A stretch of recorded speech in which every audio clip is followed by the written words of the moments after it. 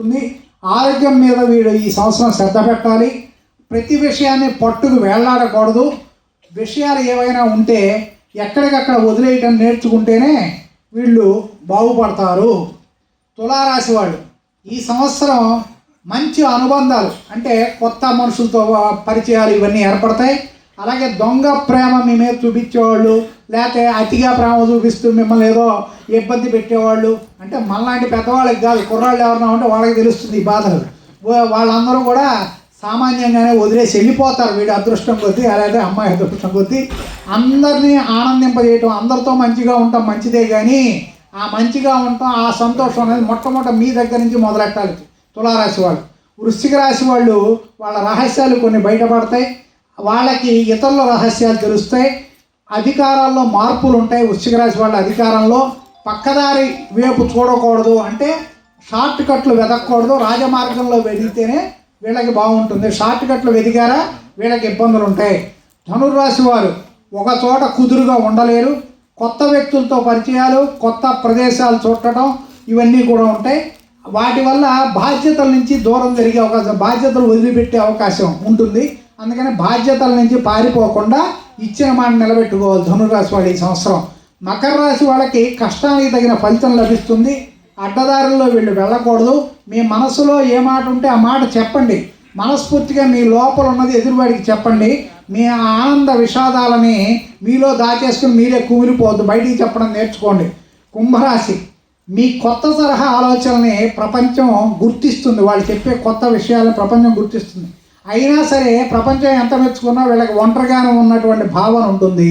అందుకని ఆ ఒంటరి భావన పోవాలంటే మంచి వ్యక్తులతో స్నేహం చేయాలి ఈ సంవత్సరం. మీనరాశి వాళ్ళకి ఇప్పటిదాకా కొన్ని విషయాల పట్ల భ్రమలు ఉంటాయి, అవి పోతాయి. ఆధ్యాత్మికంగా కొత్త దారుల్లో వెళ్తారు. మిమ్మల్ని మీరు అర్థం చేసుకోవడానికి ప్రయత్నం చేయాలి. నేల విడిచి సాగు చేయొద్దు, ఎప్పుడు ఆలోచనలో ఉండిపోద్దు. ప్రాక్టికల్గా ఎలా ఉండాలో నేర్చుకోండి. గాలిలో ఎగిరిన బంతి ఎప్పుడైనా కింద పడుతుంది, అది గుర్తుపెట్టుకోండి. ఇలా కాకుండా ఇక్కడ ఎవరైనా జాతకం తెలిసి వాళ్ళ లగ్నాలు తెలిస్తే మేషం వాళ్ళకి ఆదాయం ఆస్తులు పెరుగుతాయి. మేష లగ్నం వాళ్ళకి, వృషభ లగ్నం వాళ్ళకి ఆరోగ్యం బాగుంటుంది. మిథున లగ్నం వాళ్ళకి నొప్పులు, బాధలు, ఆసుపత్రులకు వెళ్తాలు తప్పవు. కర్కాటకం వాళ్ళకి సుఖంగా లాభంగా ఉంటుంది. సింహం వాళ్ళకి గౌరవం ధనము పెరుగుతాయి. కన్య వాళ్ళకి ఆస్తులు పెరుగుతాయి, కోర్టు వ్యవహారాలు అనుకూలంగా ఉంటాయి. తుల వాళ్ళకి ఆరోగ్యంలో ఇబ్బందులు వస్తాయి. తులా లగ్నం వాళ్ళకి, వృశ్చిక లగ్నం వాళ్ళకి వివాహం, ప్రేమ రెండూ ఫలిస్తాయి. ధనస్సు వాళ్ళకి శత్రువుల పైన విజయం లభిస్తుంది. మకర లగ్నం వాళ్ళకి ఇంట్లో కొత్త వాళ్ళు అంటే పిల్లలు పుట్టడం కానీ, పెళ్ళి వివాహాల ద్వారా కొత్త మనుషులు ఇంట్లోకి రావటం కానీ జరుగుతుంది. కుంభం వాళ్ళకి కొత్త స్నేహాలు, మిత్రుల వల్ల లాభం ఉంది కుంభలగ్నం వాళ్ళకి. మీనం వాళ్ళకి కుటుంబంలోకి కొత్త వ్యక్తులు ప్రవేశిస్తారు. ఇవన్నీ బాగున్నాయి, మనం విన్నాం. మరి ఇవన్నీ కూడా ఉన్నట్టు మీరు చెప్పినట్టు జరుగుతాయండి అన్నారనుకోండి, దీనికి ఒకటే మాట, ఒక 2 నిమిషాల్లో మీకు చెప్పేస్తాను. మన జన్మజాతకం ఏదైతే ఉంటుందో అది మన బ్లూ ప్రింట్, మన లైఫ్ బ్లూ ప్రింట్. ఆ బ్లూ ప్రింట్ అనేది గడియారంలో గంటల ముళ్ళు లాంటిది. ఆ బ్లూ ప్రింట్ ఎలా వర్కౌట్ అవుతుంది అంటే దశలు అంతర్దశల ద్వారా వర్కౌట్ అవుతుంది. దశలు అంతర్దశలు నిమిషాలను సూచించే ముందు. మరి ఈ మనం చెప్పుకున్నటువంటి ఈ గోచార ఫలితాలు, ఈ సంవత్సర ఫలితాలన్నీ ఏమిటి అంటే వీటిని గోచార ఫలితాలు అంటే ఈ సంవత్సరంలో ఎలా ఉంటుందని చూద్దాం. ఇవి సెకండ్ల ముందు. ఈ మూడిట్లో ఏది వేగంగా కదులుతుంది? సెకండ్ల ముళ్ళు అతి వేగంగా కదులుతుంది. నిమిషాల ముళ్ళు కొద్దిగా లేటుగా కదులుతుంది. గంటల ముళ్ళు అతి నిదానంగా కదులుతుంది. అలాగే 1 గంట పూర్తవ్వాలంటే జీవితం పూర్తవ్వాలి. అలాగే 60 నిమిషాలు పూర్తయితే కానీ దశాంతర దశలు, మనకున్న దశలన్నీ పూర్తవ్వాలి. అలాగే ఈ గోచారం ఎంతసేపు పడుతుందండి? 1 నిమిషానికి ఇట్ట తిరిగి వచ్చేస్తుంది. అందుకని మన పెద్దలు జ్యోతిష్ శాస్త్రానికి సంబంధించినటువంటి మహర్షులందరూ చెప్పింది ఏంటంటే జన్మ జాతకం బ్లూ ప్రింట్ కాబట్టి దానికి 40 మార్కులు ఇచ్చారు. దశాంతర దశలకి 40 మార్కులు ఇచ్చారు. ఈ మనం చెప్పుకునే ఈ గోచార ఫలితాలకి 20 మార్కులే ఇచ్చారు.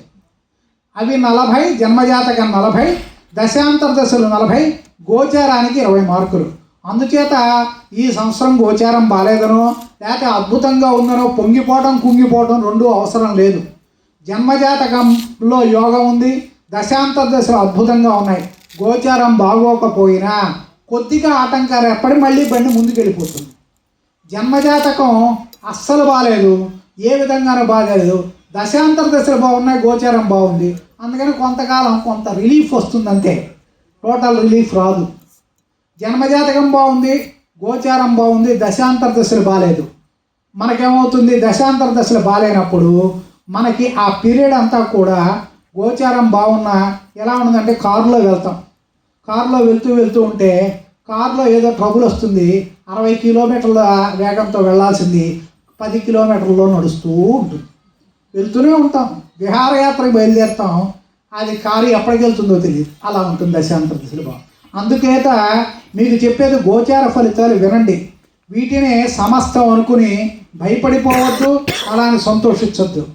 జన్మజాతకాన్ని, దశాంతర దశల్ని, ఈ గోచారాన్ని వీటిని అన్నిటినీ కూడా ఒకదాంతో ఒకటి సమన్వయం చేసుకుని ఫలితాలని చూసుకోవాలి.